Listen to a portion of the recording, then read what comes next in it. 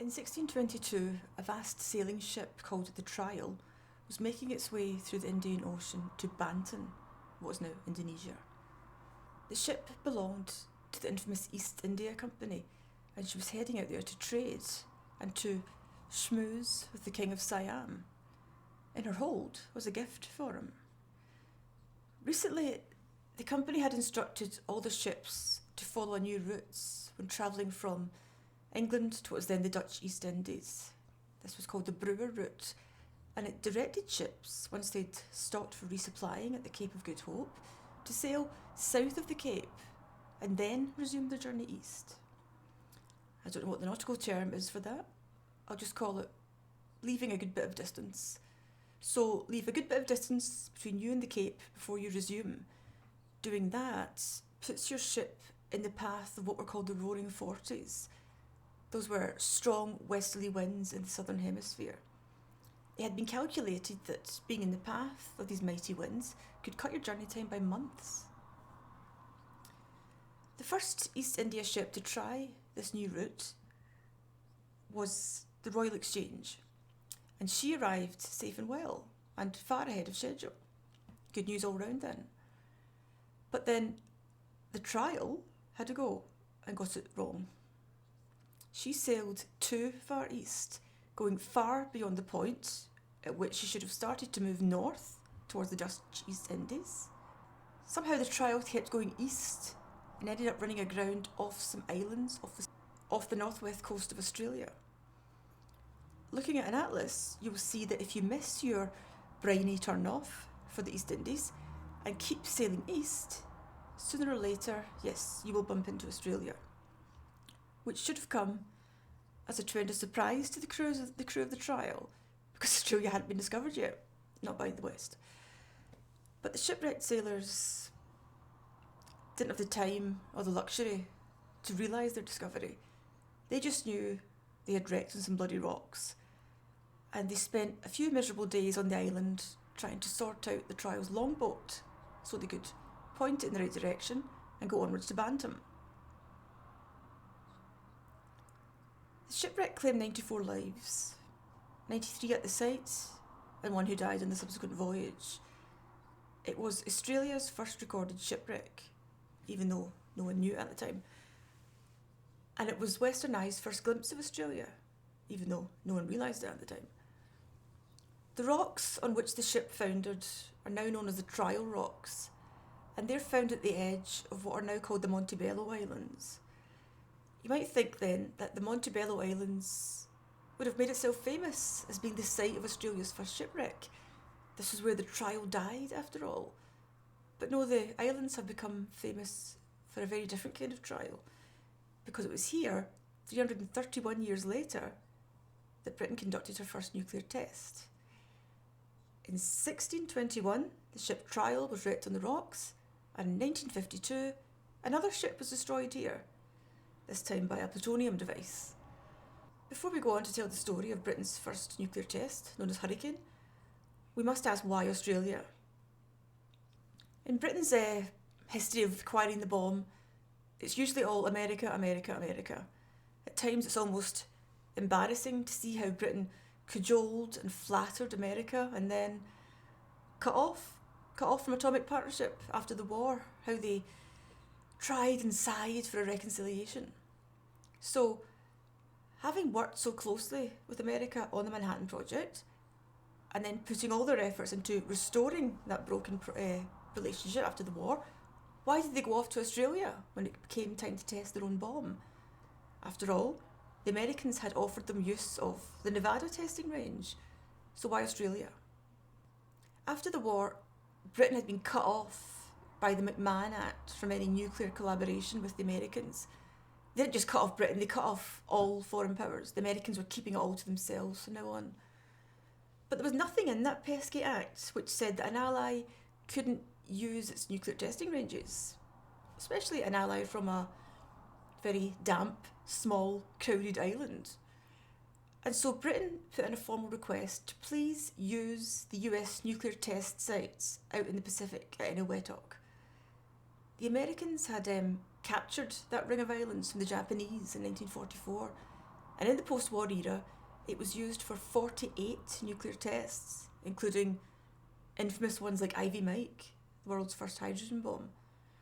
Now, we could easily talk for hours, weeks, months about the Pacific Proving Grounds, but we'll save that for another episode. Let's stick with our topic. So Britain asked for permission to conduct her own nuclear test there, and there was no reply. And so, rather than waiting by the phone, hoping America might ring, the Prime Minister, Clement Attlee, was advised to look elsewhere for a test site. Sure, you can still wait by the phone, hoping for a call, but there's no harm in looking, is there? And one of the sites suggested was the Montebello Islands in Australia. So Attlee sent a cable in September 1950 to the Australian PM, Robert Menzies, asking if this would be possible in principle. He made clear that they had requested the Pacific and were waiting for an American response, but in principle, would Australia be cool with us using the Montebello Islands? Now, I can't help but likening this to the agonies of internet dating, which I used to do. It's like Britain is asking Australia to please keep its diary free for Saturday night, even though it knows it's got its fingers crossed for a hot date with America on that same night. If America would only bloody text back.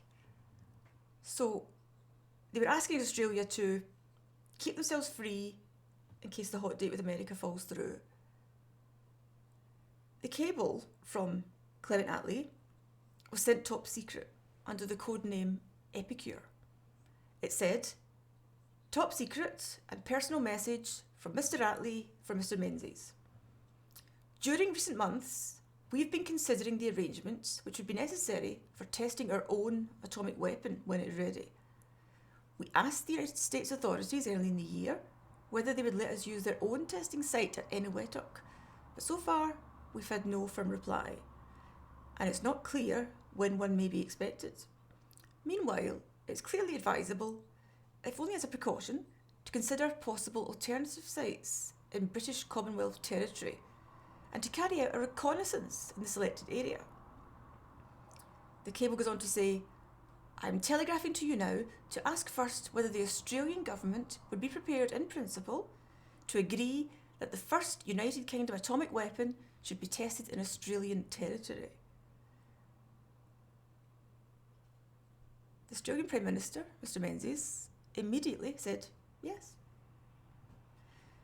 The book Operation Hurricane, written by an Australian, tells us that Robert Menzies was an Anglophile.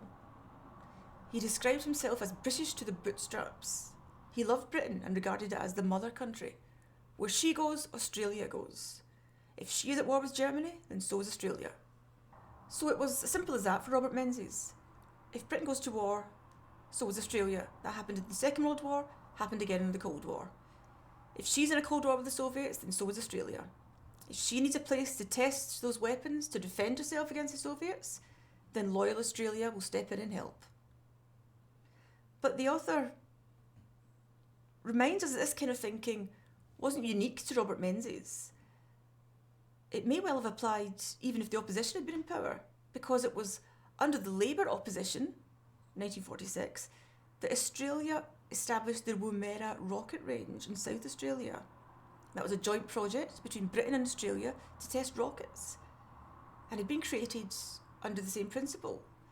Britain is too small and crowded to be chucking rockets around, so could the mother country please make use of Australia or some of your big wide spaces?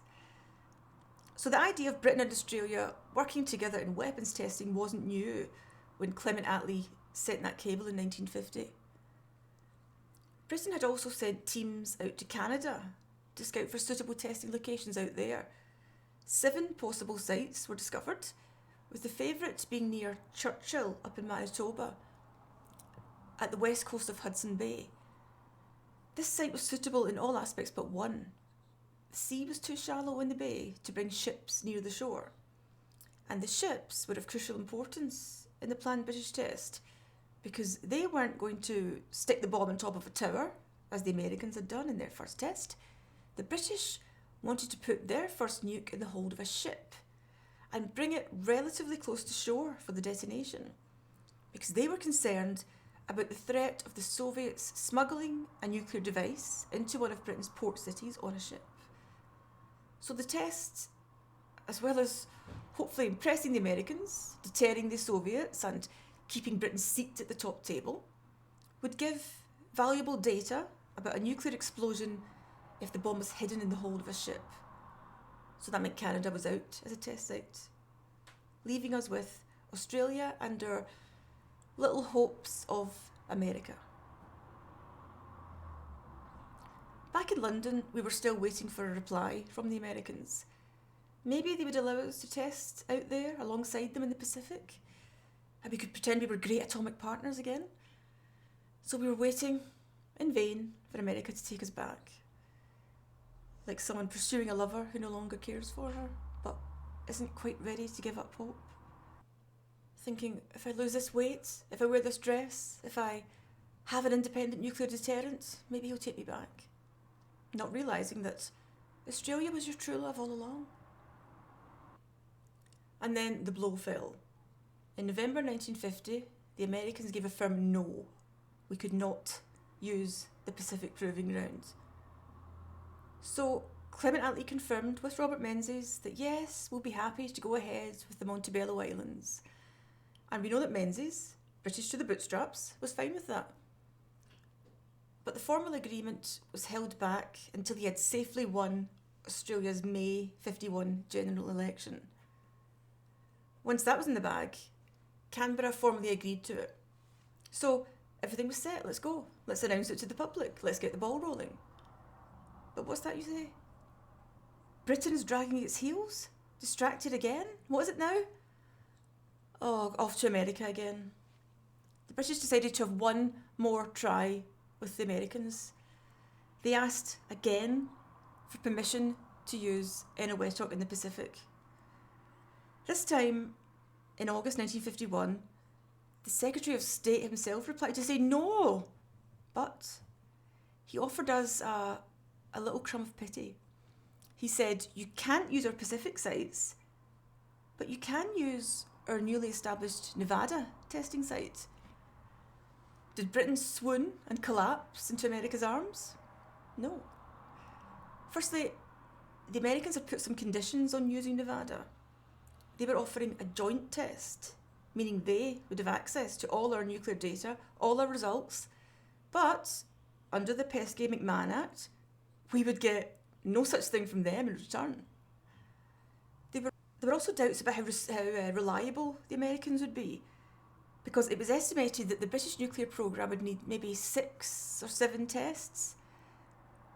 Now look how hard it had been to win consent from the Americans for just one. What if they, in future, decided to halt any future tests, withdraw any future permission? Then where do we go? Besides, wouldn't it be better for Britain in the long run to strike out without the Americans, to prove to ourselves, to them and to the rest of the world, that we can do it alone? And then Lord Cherwell, Churchill's defence minister, raised the question of humiliation. He said, quote, in the lamentable event of the bomb failing to detonate, we should look very foolish indeed. So better perhaps that our first attempt is not done under the noses of the Americans and their media. Australia might be a more forgiving place. Besides, the Nevada test sites, being out in the desert, wouldn't allow for Britain's preferred option of doing the test aboard a ship. Looks like we were heading to Australia then. By the time the decision was confirmed in December 51, Britain has held a general election of her own, and Winston Churchill was Prime Minister again. And so it would be on his watch that Britain would set off to Australia on Operation Hurricane, the detonation of her first nuclear bomb. And that is why Australia.